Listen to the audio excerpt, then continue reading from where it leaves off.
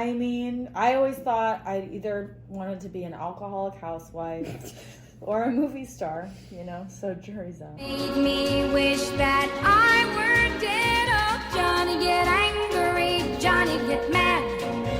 Give me the biggest lecture I ever had. I want a brave man, I want a caveman. Johnny, show me that you care, really care for me. I'm Sarah. Hi, I'm Francesca. Welcome to our podcast. Critical Babe Theory. How are you, Francesca? I'm a little out to lunch, I would say. What's going on? Oh, that's my normal day-to-day state. Just kind of like floating out on the ether of ideas. Sounds kind of nice, honestly. I have a very pleasant experience in my head. Yeah. How are you doing? I'm tired. I'm tired of being a girl boss. Totally. I'm tired of hustling. You're tired of leaning in? I'm tired of grinding. Yeah. Yeah. Yeah. I want a soft life. What's wrong with wanting a soft life, Sarah? We're going to get into it, Francesca. Yeah, so this is our podcast. And critical babe theory. The theory that they don't want to teach in schools. The other theory they don't want to teach in schools. And we're just lending our uninformed and unsolicited opinions to the online discourse. Which doesn't have enough voices No. already. No. So. And we hope you enjoy it. So, Francesca, why won't the left let you be a trad wife? I don't know, Sarah. I guess it must be really threatening in some way, right? Because otherwise, why would anybody care?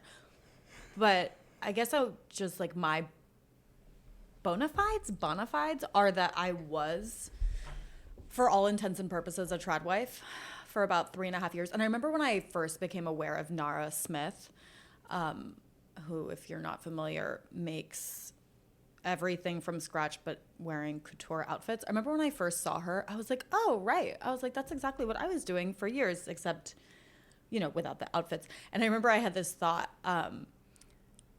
because then I stopped being a trad wife because my husband divorced me. So it wasn't actually like the left that wouldn't let me. It was specifically my husband. But, and then I had this thought, I was like, it's because I didn't make the talkies from scratch. Like, if I'd only made the talkies from scratch, you would have stayed. You know, it's those store-bought ones that really brought me down. No, I'm kidding about that. But I do think that there's this problem with the left, which is like any presentation of traditional womanhood, motherhood, marriage is like they're always shitting all over it. Yeah, who's they? The elite liberal media. Yeah. Today specifically, we're referring to New York Magazine.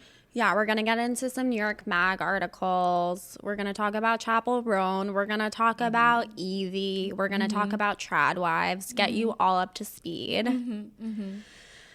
Yeah, I guess my question, my kind of overarching question is like, do men want trad wives? Because in my experience, men kind of are into like a hysterical woman, you know? But Sarah, I think you're missing the whole point, which is like, it doesn't matter what men want. I want to be a trad wife. Whoa.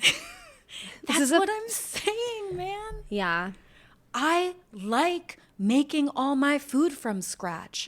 I like breastfeeding my children. Yeah. I like not going out there and grinding that pavement for a job. I'm into being a domestic goddess. In my personal experience, it was very deeply gratifying, you know? Yes. And that's why I get that, like, yeah, it's maybe not for everybody, but the left's consistent demonization of women who want to fall into those traditional models, it's shooting themselves in the foot. Yeah. I mean, I would say it's serving a greater purpose, which is capitalism. Totally. And surprise, surprise, capitalism has failed to be spiritually fulfilling Totally. for the masses. Totally. So it's like, and I mean, I guess this is what, it's like, what is the left's answer to what makes a moral, worthwhile life? Is it like getting enough promotions at work so I get to the top? Is it like being famous on TikTok? Like, what is the left offering as a vision of a fulfilling life? Like, it doesn't really have something. So, yes, what I was thinking about with like looking all these trad wives, like, what's the Ballerina Farms chick's name? Hannah something. Yeah. Like, when I look at her stuff, it's like what she has is like the aesthetic of moral values, right? And people are really into that aesthetic because we're all so anesthetized by capitalism and consumerism that all we can see, it's like, okay, how do we enter into like a moral universe through buying things and how we decorate our homes? It's like, of course, it makes so much sense, that's people's like way into a formulation of a moral life is through like what products you buy, Yeah. Which is in some ways depressing, but I also think sort of heartening. Because there does need to be some kind of moral realignment. It can't just be that like the market determines what satisfaction is. That's clearly not working. I feel like I could go on a big rant, but I think you should just. Well, we're going to get into all of it. Yeah.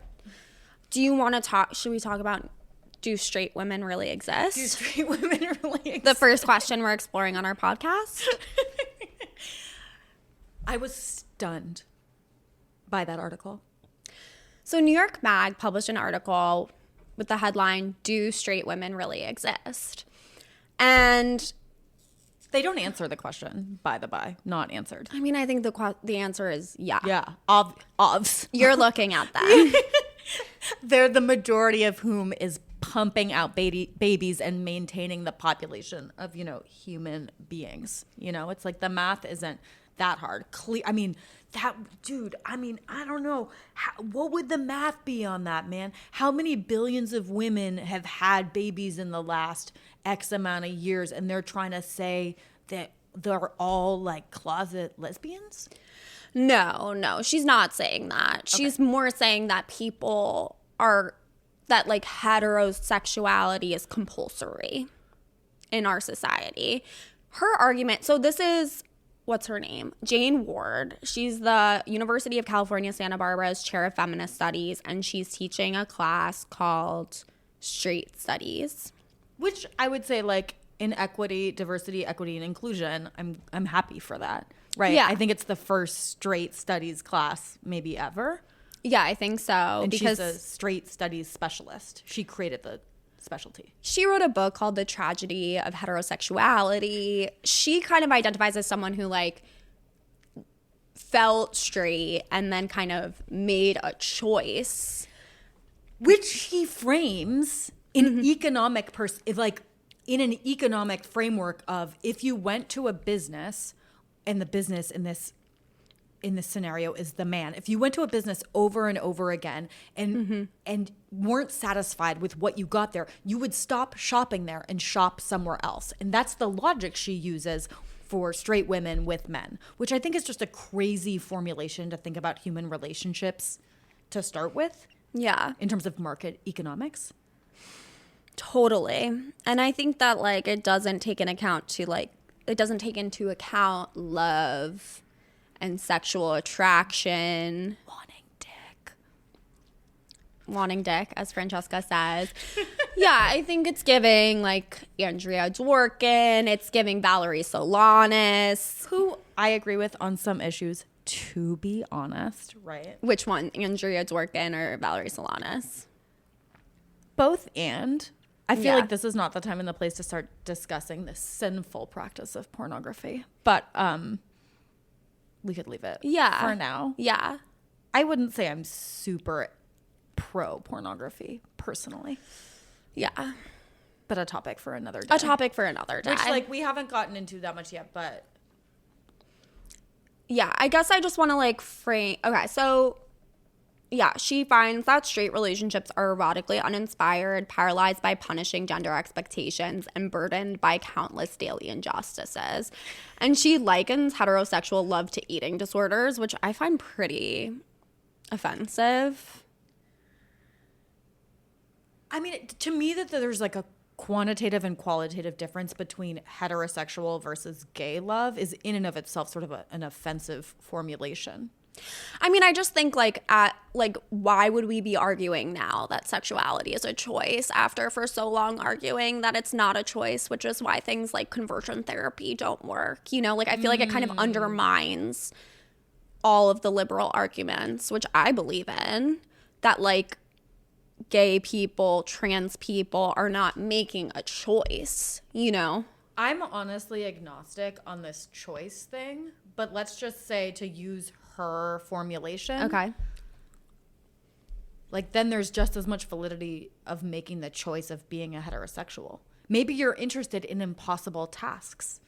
You know what I mean? Maybe you want to overcome all odds. You know? Yeah. Maybe you're interested in working the karma of an essentially challenging balance between two very disparate kinds of energy. I don't know. Yeah, or maybe you're just straight. You know what I mean? Totally. Yeah, so Sarah has also just been accused of being I most straight person ever. Just as, by a queer person. as background information. Which I felt was a little offensive. I felt like there was some energy thrown my way. I was told it was not an insult. I'm not the straightest person I know, but whatever. I'll wear the crown. Yeah. I'll defend straight women if someone has to. She's married I am married. too. And my We're husband both married, I guess. I'm technically still married. Mm-hmm. Oh, just my husband told me what to say on this podcast. Yeah. So yeah, she married a woman, and then she had a child. This professor. Uh-huh. Yeah. Okay.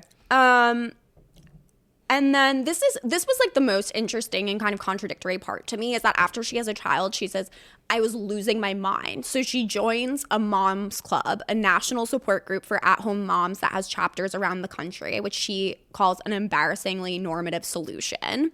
And then it's there that like There's that language again. And it's embarrassingly normative to be a mom. Anyway, please continue. well, she is a mom. No, I get what you're saying. She is a mom. So I'm kind of confused about her argument, because if she's in this, like her reaching out to a support group that like other women who are in heterosexual relationships are also in, I guess I'm like, isn't that just like about like mothers needing support in general and mothers needing like peer support rather than like people not getting the support they need in their heterosexual relationships? Totally.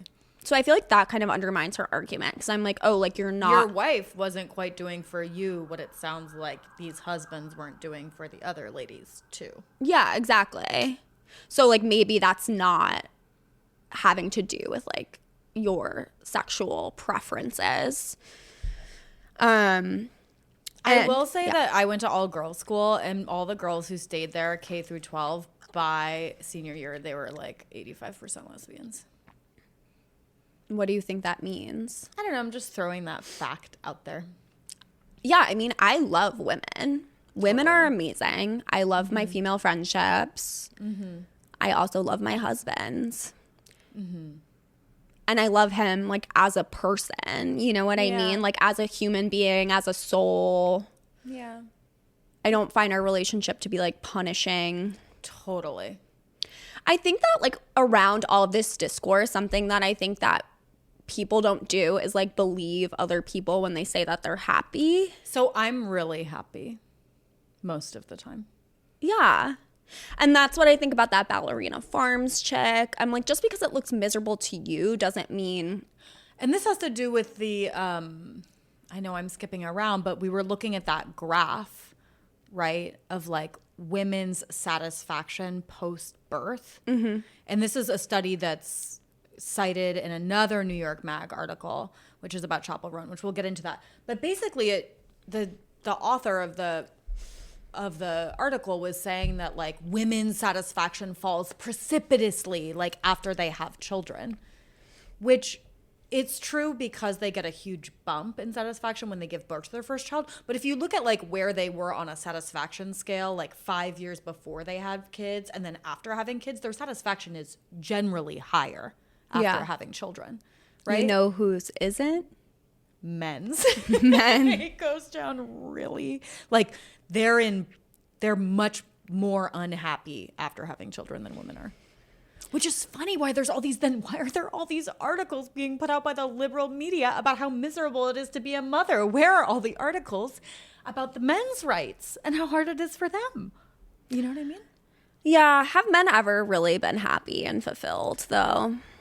I mean, this is what I was thinking about. God, I don't know what I was reading where it was talking about, like, we've got to go to war in Mexico against the cartels just so that the boys can have some sense of purpose.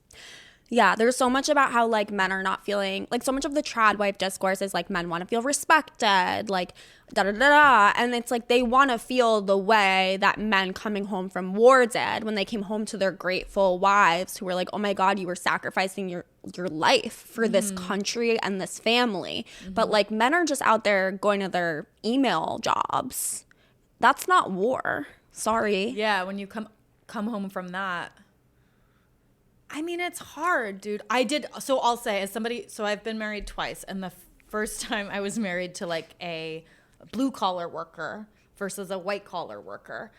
And, you know, like, I feel like we're getting really wild here. But like when he came home, I was like, oh, he would come home. This is how trad I am in my heart, Sarah. I would have a steak on the table for the man when he walked in the door, you know? Because that guy, he just worked like 12 hours. He's an electrician, you know? He worked and he worked hard. Yeah. And I wanted him to have a steak because it made me happy. Yeah. You know what I mean? So why aren't you still married to him? Well, yeah, that's such a valid question. I was really young. I was like 22. I was Nara Smith's age, you know? Yeah, I would serve him a steak when he got home, like as soon as he walked in, and I would be wearing heels. Yeah, I don't know, man. I was really wild when I was younger, so. Yeah, which I think is something that the right doesn't really like want to permit. Like, I feel like the whole trad wife movement is a response to like, oh, like women go through their 20s and they're sexually liberated and they're on hormonal birth control and they have blue hair. There's like a lot of hot takes about like the blue haired liberals. I used to have blue hair. I worked at a punk bar. Never had blue hair. Yeah, but I was 23. I was working at a punk bar. I was miserable. All the punks loved it. And then, you know, I dyed my hair back, whatever. And you grew up. I grew up, yeah. So I think that this idea that like, oh, if women are miserable because of that, but I think people are just miserable in their 20s. Totally. You know, regardless of what they're doing. Yeah, I would agree with that. Now, of course, there's outliers. I'm sure there's people who get married when they're like 20, 21 and are very happy, and I believe them. Would that have worked out for me? No. Yeah, it specifically did not work out for me. Yeah. But you know what? It was never his fault, not even for 1 minute. You know? Yeah, and it doesn't matter whose fault it is. It was like, you know, if you didn't leave that marriage, you wouldn't have the 2 kids that you have now. 2 beautiful girls. You know, it's like it's all God's plan. It's all on God's time. But this gets back to like the Chapel. Can we talk about the Chapel Roan article? Yeah. Okay, where she's like, Chapel Roan, what did she say?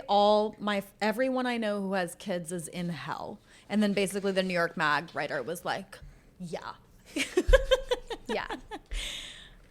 And I'm just here to say, I am not in hell with my kids. Would you say that's a pretty fair? Totally. I didn't even know that I wasn't sure I wanted to have kids until I really spent a lot of time with you and your kids. And then I was like, wow, having kids is such a joy. And it wasn't that I didn't want to have kids for any like political reasons. A lot of them are like more practical about like it just being a hard time to have kids in the world, like just financially. There's no social services. There's no support. If you don't have family like me, you're like really Yeah. Well, I guess there were some I mean, I was a little bit like, is the climate gonna... Totally. But, I had a friend say to me, my old high school friend, Greg, he said to me, because I was, amazingly enough, I never really wanted to have kids. And then I just got knocked up, which is a benefit of not being on hormonal birth control. But I'm so grateful for that. But I remember I was talking to Greg and I was like going on and on about how I didn't want to have kids, the climate, all this. And he's like, but if you could have a child and give them even the ability to just experience 20 years in the world, even that, just that, like, why wouldn't you give that to someone? Like, isn't that worthwhile? Just to like be alive, And that's why when people do make these arguments about like, I wouldn't want to bring kids into this world, I'm like, you are fucking tripping, man. You're just not thinking, which is fine. You don't have to want to have kids, but to like gussy it up in some little like convenient political bumper sticker is like, in my opinion, disingenuous. But here's the thing, here's my big pitch on kids, Sarah. It's not about for them or for society or being pro-natalist or whatever. For me, when I had kids, which I never planned on having, it just happened because, like I said, I had a moment of failure, with any kind of self-control or birth control. And what I got with kids is I stopped thinking about myself so much. And like, that's hell. Constantly thinking about myself and my desires and my ambitions and what I want and what people are thinking of me, that's hell. Yeah. And children, better than any pill, any therapy, any meditation, children freed me from that jail because you simply don't have time to think about yourself. And like, to me, that's freedom. Yeah. And I think not only do you not have time to, because you're thinking about someone else. And I think we all are living in this kind of like narcissistic hellscape of like consumerism and capitalism where we are all like on this auto exploitation grind of like, I think the question of like, what is a meaningful life is like presented to us as like obtaining things like materialism, crass materialism and ambition, success. And then you reach the top of that, which like I would argue like someone like Elon Musk, and you're like, oh, like there's no satisfaction there, which I think is like why you kind of lose your mind. So I think that like part of the reason that people like have children is because it is like a very clear way to like think about someone besides yourself in a society that like does not prioritize community or cooperation, So I like, also think that some people do find other ways that are just as satisfying to them. But I think that like it's not really, there's no incentive to kind of care about other people in the society that we live in. Yeah, unless they're like your nuclear family or whatever, you have some community tied to them where you're kind of like seeing them all of the time and seeing them as people. But this is exactly why I think people, a lot of people, women, are getting really into the like trad wife content, like with Nara Smith and the Hannah chick from Ballerina Farms, is because it's like the aesthetic of moral values is like the first thing that people can key in on, because we're all so much of the culture is like so divorced from like actual moral values. But it's like you can see like, oh God, okay, I'm really into the like the cooking or the kind of bowl she has or like the way she's dressing, because like that's just an inroad into, I think, this lack that people are feeling, which is like there's no moral framework for our lives, but like at least we can enter it through consumerism and buying products, which is what we're familiar with. Yeah, and I would argue like the loud, or like, I mean, I don't think Hannah, I think her last name's Nealman, or Nara Smith identify as trad wives, even though they've kind of been like poster girls of the movement, but they're also like the biggest girl bosses of them all. I know, that's what's so funny. And the same with the Evie chick, where she's like, I'm just a mother and a wife, but I also run a $22 million business that does this much. And you're just like, okay, bitch. Yeah, it's all like, you sound pretty fucking corporate to me. Yeah, and that was like Phyllis Schlafly's deal too, like women's places in the home, but she was the most like grinding political operative, like the most political animal. you know? Yeah. And we're living in the wake of hers. We are all fighting a culture war about gender roles on social media while the United States built up its nuclear arsenal, which is exactly as she intended it. She actually said it's our moral duty to build nuclear weapons. And it's amazing because it went from our moral duty is to build nuclear weapons till we have no moral duty. That's like, that makes a lot of sense, is that evolution. But yeah, I guess what I think with the trad wife stuff is like, it's great that they're both traditional wives, but they're actually just business women. Like, that's beautiful. That's cool. Like, everybody can do it all. And I guess what I just want to say is like, to the left is like, if I feel deeply satisfied through raising children versus through my career, that's okay. I get to feel that way, you know? And nobody gets to shame me or tell me that I'm lying about my experience, you know? Yeah, but can we make money off of you being satisfied in the domestic sphere? No. So, like, the whole trad wife phenomenon, if you don't know, it's been around for a minute. It's basically like a backlash to, like, girl boss feminism, Sheryl Sandberg. Who's so weird with her underlings. Did you read about that? She was, like, spending time in bed with her employees and, like, petting their hair in this tell-all that just came out about Facebook. Do you know what I mean? Like, everything is suspect, in my opinion. Yeah, and I think it's like, yeah, you can have it all, and when you do, you're a fucking weirdo. You're a fucking weirdo because you're spiritually bankrupt. And yeah, like, her solution to the wage gap and to women, you know, like, she partially attributed the wage gap to women leaving the workforce when they had children, and then they come back and they're a couple of years behind. So she was like, even if you only make enough for childcare, you should stay in the workforce so that your earning capacity doesn't diminish, which I think is a abhorrent solution. I mean, sure, if that's what you're into, if you're more into your job than your kid, no judgment, that's fine. But for a lot of people, they didn't wait till they were, how old are these motherfuckers now? They didn't wait till they were 35 to have a baby to just like take a 6-week maternity leave and then toss that kid off to somebody else or a daycare. Do you know what I mean? That's just not what most women I've ever spoken to who have kids wanted to do. Yeah. But I feel like the left frames it like all of these women, they're taking care of their children and they don't even want to. You know what I mean? I'm just like, please. Mm-hmm. Yeah, and I think that the conservative solution, like the trad wife phenomenon, is like packaged as the conservative solution to like, oh, you have all this, you know, you have hormonal birth control, you can sleep with whoever you want, and you're still like anxious and stressed. But I think there's like a lot of, the problem is less that, like the problem is less women's liberation than like we are not socially set up to support mothers and families. You know what I mean? Totally. And the whole trad wife thing is weird because we've just like decided that trad means the 1950s.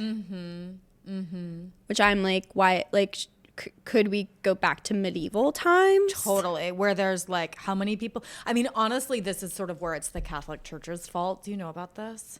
No. Okay. So back, you could fact check me on this, but I think back in like a long time ago, like more than 1,000 years ago, the Catholic Church started putting out all of these anti-incest laws, which originally they started banning people marrying within their family units, like marrying their first cousins. But then they kept expanding it to second cousins, third cousins, because it used to be, at least in Europe, that all families functioned as clans, right? These large extended families, and people always married within the clan because the clan shared resources and property and all that. So you're always intermarrying. There was this huge community, huge support.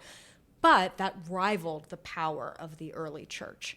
So they started passing all these laws, these incest laws that forbade marrying your first cousin, then marrying your second cousin, then marrying your third cousin, which, if you know, like, it's really not a big deal biologically, genetically to marry your third cousin, for sure.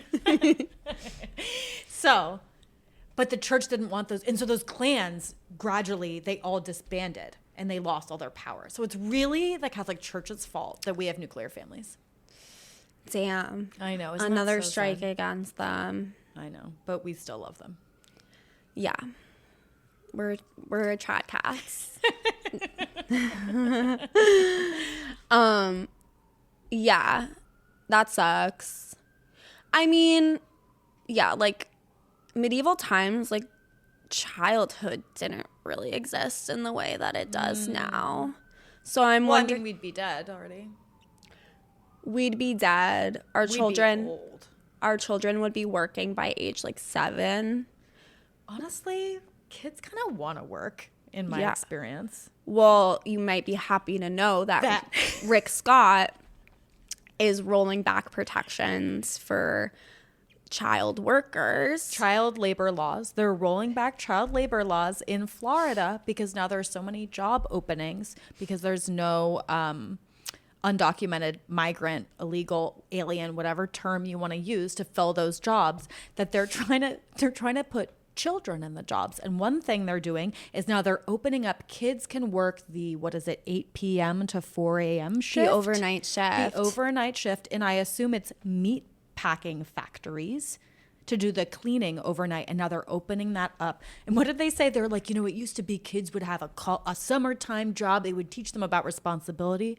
I'm like, I don't think a 14-year-old needs to learn responsibility by hosing down blood and cleaning out like cattle prod machines. Do you know what I mean? Nah, dog.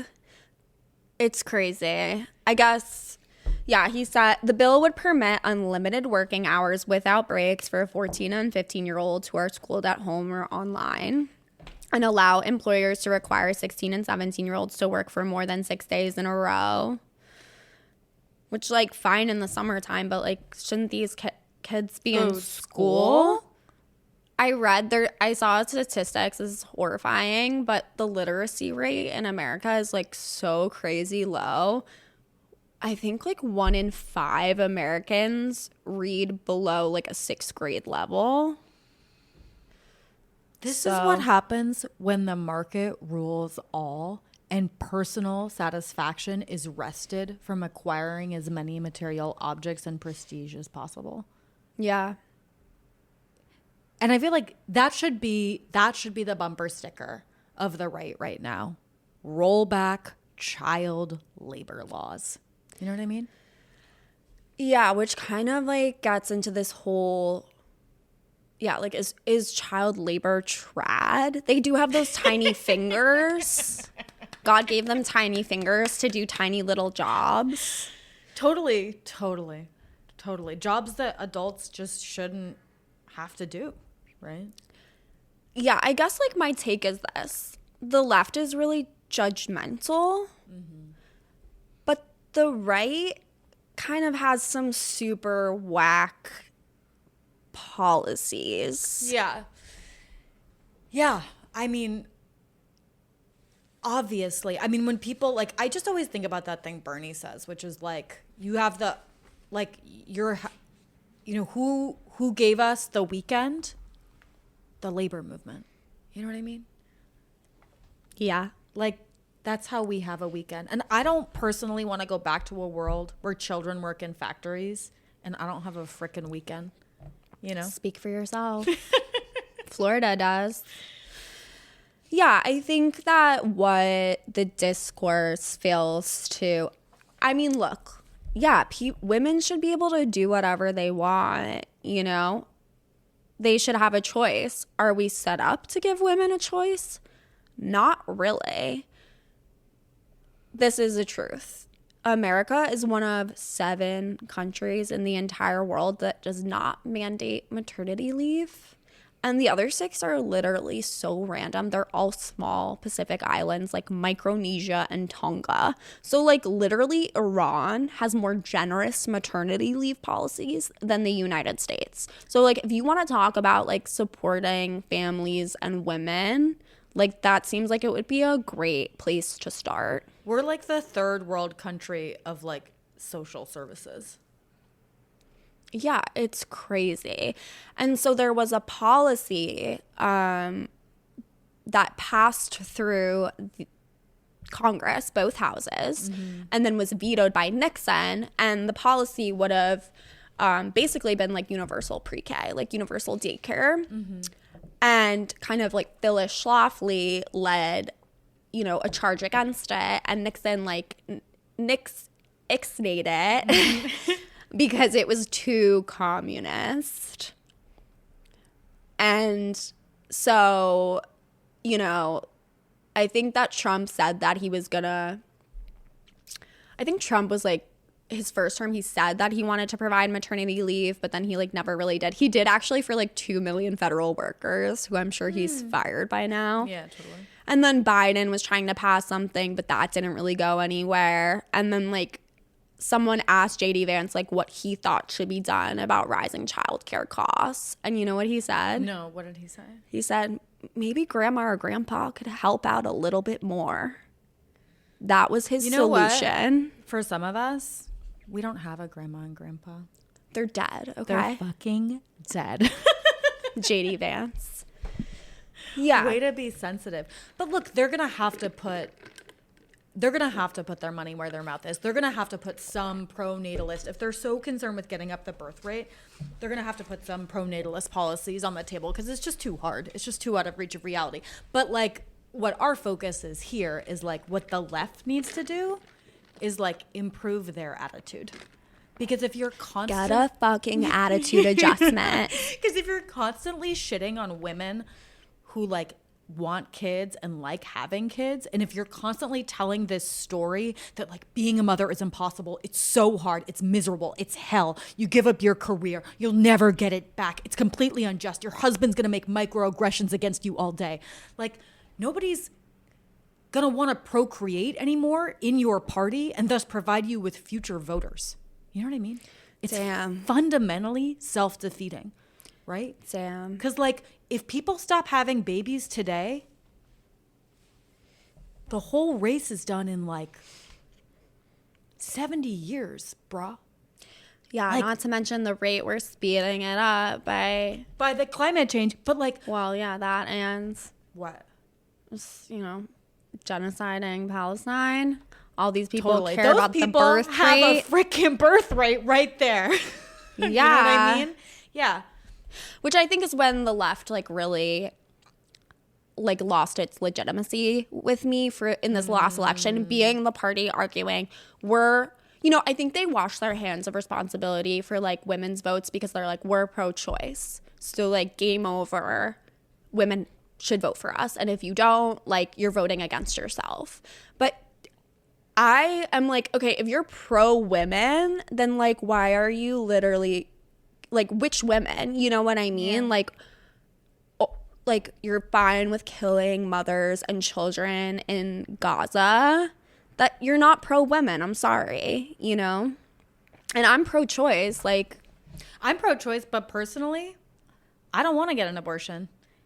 And I think there needs to be better messaging around pro-choice stuff because I think going like, abortions are so amazing and great is not a good look for most people in this country. Do you feel like that is the messaging? Yeah, I mean, this gets us into a whole other episode about the major faux pas and stumbles of Planned Parenthood and why they now are facing, in my opinion, existential crises. But yes, I think that the Democrats have messaging problems in so many different areas, as is clear. All they keep saying is that motherhood is terrible. All they keep saying is that we love abortions. All they keep saying is nothing about Palestine. Yeah. Do you know what I mean? There's a lot of stuff that it's like their brain is broke. Yeah. You know? And people noticed. And so they voted not for them. Yeah. Word. Totally. And I think it's like, yeah. I mean, there's a lot that can be said. But yeah, no, I guess like I'm not really online. So I'm kind of like who's railing against mothers. But I guess it is all online. Like that's what I was kind of learning in my research. Everything I read online is like everything that's like left coded is like being a mom is so fucking awful, man. You know, it's like everything. And the only place you can go to find content that's like positive about the maternal experience is places like Evie, right? Yeah, it's true. New York Mag has like not gonna put like write an article like why I love being a mother. But But that's just a value neutral. Why I love being a mother doesn't have anything to do with whether you're a Democrat or a Republican. Do you know what I mean? but they're just not gonna. But that's crazy to me. That's Yeah. crazy to me. Yeah, I mean, all of these magazines make money off of rage bait and going viral. I was up until a couple weeks ago when I saw that "Do Straight Women Exist" article. I was somebody who enjoyed reading New York Mag. Do you know what I mean? Like, and that's a microcosm of the party, of the Democratic Party at large. Like, they're losing hearts and minds with their stupid messaging bullshit. You know? Totally. Yeah, totally. When, like, if you want to talk about what's killing more children than anything in this country. What is that? Guns. You know? So I think it's just kind of crazy to me that the left is so annoying. The left is so annoying when they have the morality on their side. That's what's tragic. Yeah. I don't mean with Palestine, but I think it's pretty clear that, like, morally there should not be, you know, there should not be semi-automatic rifles available to teenagers or whatever to buy. Like, that's really clear. But the left's messaging is so poor that they can't even get something like that across. Yeah. And that's the problem. The call's coming from inside the house. The call's coming from inside the house. Totally. Should we get into Evie? Yeah. Okay, so Brittany Hugo Boom. Mm-hmm. She is a girl boss against feminism. Mm-hmm. She, along with her husband, founded this website called Evie, which is being, I guess, advertised as the conservative Cosmo, which is funny. Does anyone still read Cosmo? No, I don't even know if Cosmo prints anymore. I feel like I secretly read it, like, at the nail salon when I was, like, 12. Totally. And the name is a riff on the biblical Eve who screwed the world, and this is a new Eve who will save the world. So we all are out here feeling like we're on a mission from God. But he took the apple. I've never understood that part of, like, biblical exegesis. He took the apple. He had a choice. She was just offering a possibility. Mm-hmm. And he's the one who he reached, he took, and he bit. It's his sin. It's not her sin. Yeah. In my opinion. Yeah. I mean, I feel like we should just get over it. Honestly, like, people still harping on her. Like, we can forgive her. It all worked out. Jesus Christ, you know, he came. He saved. Yeah, we don't need to still be shitting on Eve. It's a little like, okay. Resentment's not a good look. Yeah, for sure. For sure. You have to, like, take me off the path. I could like really grind in on this biblical stuff. But okay, so anyway, so Evie. You could go for it. No, it's okay. I feel like people don't want to hear that. So Evie, she's the alternative to Eve. Okay. She started the magazine because she couldn't read celebrity gossip about Taylor Swift without stumbling upon an article about polyamory or Marxism. Which I never see anything about either topic on page 6, which is where I get my celebrity gossip. So I don't know where she was looking. Or, like, back in the day, Perez Hilton, he definitely wasn't talking about Marxism. No. Mm-hmm. She's trad Cath. She prefers the Latin mass, and quote, one of her friends is an exorcist, and she says, I love that stuff. I just love when people get, like, taken over by devils and then they have to get cast out. That was crazy to me because I feel like exorcisms I thought were very rare, like Last House on the Block, because after the movie came out, there was, like, a rush on them. Everyone was like, exorcise me. Like, I've literally witnessed an exorcism before. But not a Catholic exorcism. This was an unsanctioned. Yes, this was an unsanctioned exorcism. Yes. Do you want to tell the story? It is a little too wild for our first missive, but in the future, perhaps. Come back next time.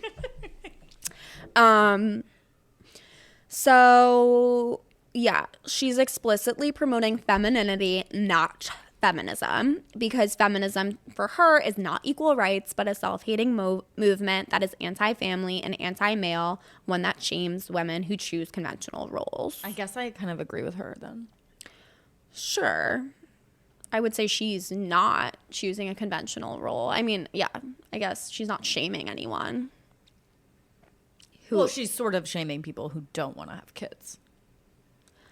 Well, she does say that faith, family, and love, not casual sex, careerism, or ideological activism, supply the greatest satisfaction. But this bitch is a fucking careerist. Yeah, and I would say she's doing a lot of ideological activism. Yeah, they're like, okay, so they're talking about launching product lines, launching podcasts. Ugh. They're doing, it's so annoying. Like, she's clearly a careerist. She was just had a profile done in the New York Times. The failing New York Times. The godless New York Times. Yeah. Well, yeah, the app is a menstrual cycle based wellness app funded by Peter Thiel. Yikes. So, like, the classic feminine trait of selling your menstrual data to a gay billionaire. Cannot think of anything more girl boss. Totally. Yeah, so it also promotes a supplement called Toxic Breakup that encourages women to quit hormonal birth control, which is, I guess, I mean, everyone can have their opinion about birth control, but I feel like I don't know anybody who's on it. I know people who are on it. I think that's for another episode. I mean, I do think there's a lot to talk about with birth control, like how like painful it is to get an IUD, and that like there's no, you know, like I feel like if men got an IUD, it would be a whole, you would be just oh my god out. You would just get pumped full of like, I don't know, Valium. Yeah, you would get a lot of fun stuff, not just like the pain. There's no, I mean, I have had multiple IUDs inserted into me in my youth. And there was no pain, anything. There was nothing that mitigated the pain. But there was pain. Oh, yeah. I passed out. Yeah. I stood up and I passed out. I had an abnormal reaction. Nah, dog. Everyone I've heard who's gotten an IUD has described it as incredibly painful. So I don't know about that. But I also feel like if I'm not going to take hormonal birth control, I definitely don't want to take like Peter Thiel's supplement. So drink your raw milk and take your Peter Thiel supplement. Well, I do drink raw milk. Okay, so they also sell a raw milkmaid dress inspired by the hardworking dairy maids of 18th century Europe. You would look amazing in that dress. So I actually had a similar dress and I had to stop wearing it because I actually looked too fertile in it. And I got congratulated on my pregnancy by two people in a grocery store on the same day. And I think it was because I just looked far too fertile. Fecund. Yeah, so one guy was like, oh, congratulations. And then I turned to the cashier, who's like a much larger person. And I said, did he think I was pregnant? And she said, well, it's kind of obvious. And I said, I'm not pregnant. So anyway, I can't wear such a dress. It does not come in XL.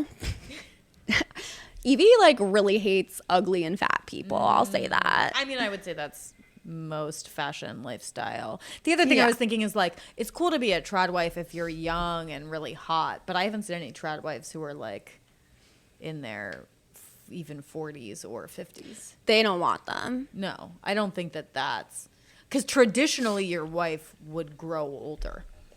You know? Yeah. They seem to have a real, it's weird because they are both promoting natural beauty and then also like they don't really like plastic surgery, it seems, but then they're also like really harsh on ugly people.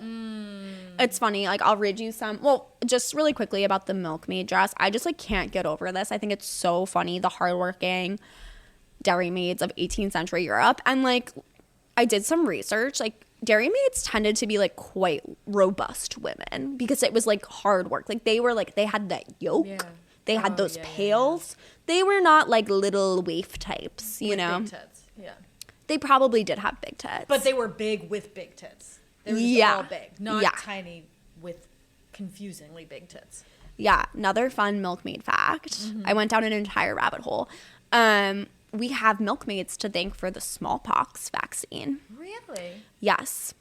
The man who invented the smallpox vaccine took material from a cowpox lesion from a dairy maid and used it to inoculate. People used to do that just with their kids. Like if somebody was sick, they'd be like, and then they'd put it on their kid.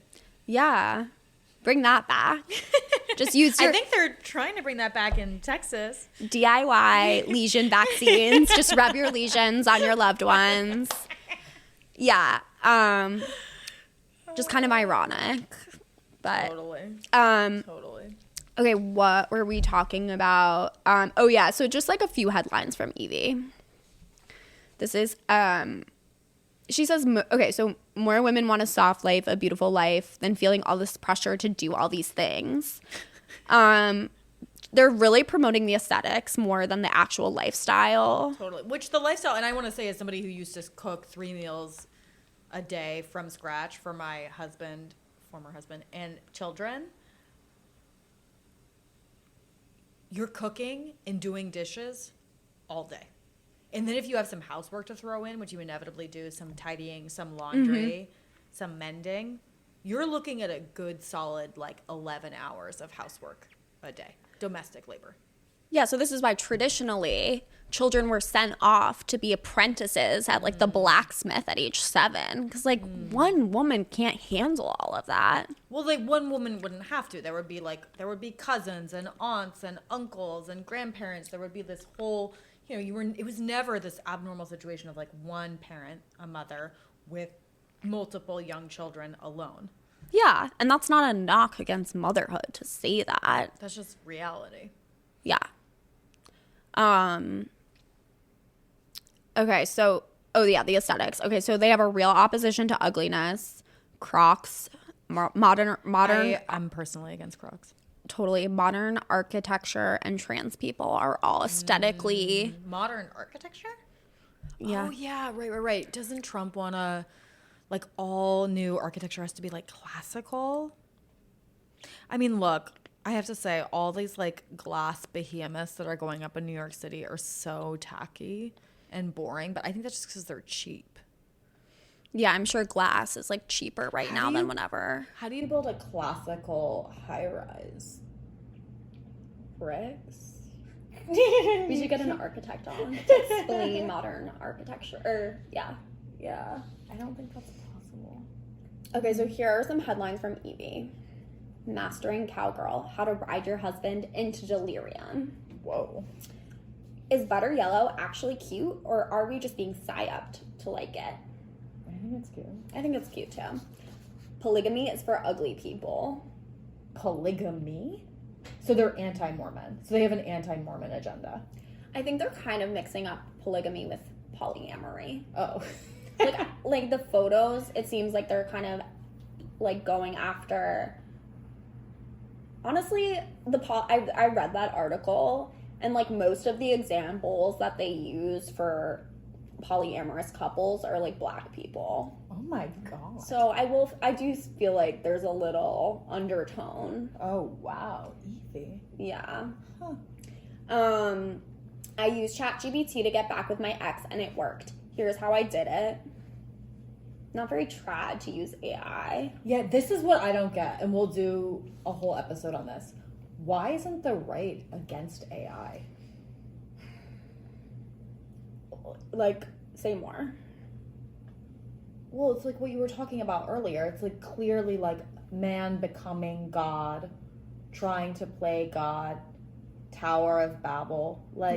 What could be worse than artificial intelligence that we have created? It's burning up all of these resources that we're not even supposed to be using because it's making climate change even worse. And what's the idea that if we just feed it more and more and more, it'll suddenly at one point solve all of our problems and yet also keep our welfare in its uppermost of mind? Why wouldn't it just, if it was that smart, why wouldn't it just do what it wanted? You know what I mean? But this should be a whole other episode because my question, we need a man to mansplain it I think to it's us. because all the Silicon Valley tech people are rich, so they're conservative because they don't want to get taxed, like Elon Musk.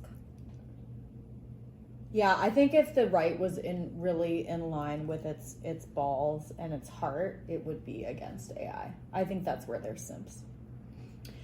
Yeah, well, I feel like the trad lifestyle is full of contradictions. Like, I was reading this article about natalism, and it was kind of like this trad couple that live in, like, rural Pennsylvania. They seemed like they were, like, cosplaying as, like, Amish people, but they had conceived of all their children via IVF and then screened them for intelligence, like the embryos, which seems really dark to me.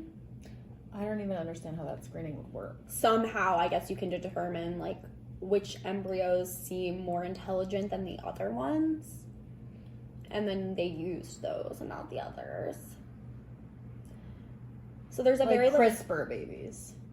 Yeah, do you want to explain what CRISPR babies are? Just like babies. They're these twins, Lulu and Nana or something, Nana. They're in China somewhere, nobody knows where, because the scientists like went rogue and used CRISPR, this gene editing technology, to permanently alter their genome so that they were immune to HIV. And everybody lost their mind over it. And he went to prison for 3 years, but you know what? He's out, baby. And he's back working with that CRISPR tool. Yeah. So you know what? In the future, they could screen not just for intelligence, but they could screen for how do you look in a milkmaid dress, who you gonna vote for, right? And how effective are you at building your career and increasing productivity for your boss? Yeah. A future we can all look forward to. Yeah, I mean, I think, like, Elon Musk's daughter came out and was like, yeah, he, like, screens his babies for gender, which I feel like is pretty ominous and not trad in any way. Well, you know what happens when a whole nation, well, I should not get into this, the one child policy in China, do you know, like, what's happening there now? Because, like, there's all these men, and they can't get married to anybody because men were so favored. Because you know, when people are favoring for gender, you know they're gonna favor boys. It happens everywhere all the time. But you know what happens if you do that for how long was the one child policy going in China? I don't know, like 35 years, fact check me, right? Like now there's just all these boys with nobody to marry, and they're gonna frickin', without going to Mexico, right? Without some war against the cartels in Mexico, without some raison d'etre to give these poor men, they're gonna overrun the political system, man. You know what I mean? Like they maybe already did. You know? Yeah. These boys, that's what we'll talk about soon, is like, are the boys gonna be okay? Yeah, men are currently not doing great, statistically or otherwise. But we love men. Yeah. And we're concerned about them. I have brothers. You have a lot of brothers. I'm someone's sister. I'm someone's daughter. I'm someone's wife. You know what? I saw this TikTok that I really liked. There was this woman, and she was in her kitchen with her kids and her husband, and she was like, everybody in this room has been inside of me. Damn. And that's the kind of lifestyle I'm looking for, you know? Yeah, number 3. We know you're out there. Yeah. I guess what else is there to say about Evie? I don't know. At some points it seems pretty middle of the road in terms of its conservatism, but they're anti-vaccines, they're anti-abortion, they're anti-gay and trans people, they're anti-fat and ugly people, no-fault divorce, birth control. They actually don't like IVF, which that's Catholic. Catholic double, because you have to dispose of viable embryos inevitably. Well, Trump is the fertilization president. He's gonna help the whole nation get fertilized. I mean, I would love some help getting fertilized. Well, I guess Trump signs a memo that suggested or told an assistant to someone to come up with a plan of how IVF might be more accessible. So that seems promising, I guess. I don't know. I think the most efficient way to get that population number up is just good old-fashioned heterosexual fucking, which people will do if there are social services to support parents and especially mothers. Yeah, I guess when I think of my own obstacles to motherhood, like I'm a freelance. I work freelance, which is why I'm starting this podcast. It's one of my freelance endeavors. And like something I've thought about is like if I get pregnant, like should I get a job so that I can get maternity leave and health care? You know what I mean? Because I'm like, can I not work for however long until my body has recouped, you know, and I can re-enter the freelance workforce? So like if women didn't have to think about those things, like probably more of them would choose to be home with their kids. Or at least get knocked up in the first place, you know? Yeah, totally. And then leave that kid with a dude, with that guy, if you have a guy, or whatever, because maybe he's into it.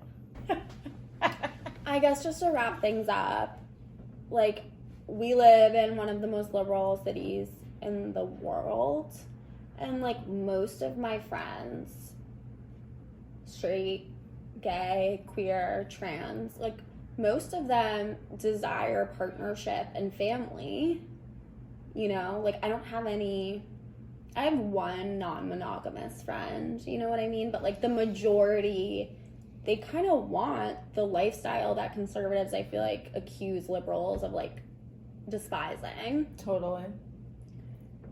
So, any final thoughts?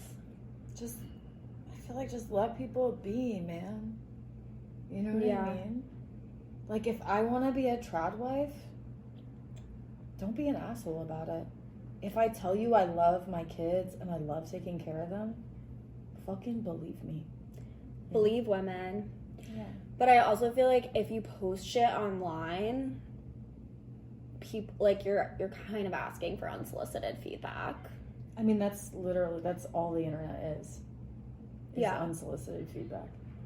And I'm curious to know if there's trad wives who are not on the internet. You know what I mean? I mean, I'm sure there are, but it's just... No, literally me. I was just being a trad wife, alone in a house in the middle of the woods. I was pregnant or breastfeeding and barefoot for 3.5 years straight. There were no phones. There was no social media. I was just doing it because it brought me joy. So what changed? Oh, my husband just divorced me. Back to the capitalist grind. Back to the fucking grind. I've tasted Paradise Ladies, and it's really good. So. See you next time. See you next time. Class dismissed. Bye. Johnny.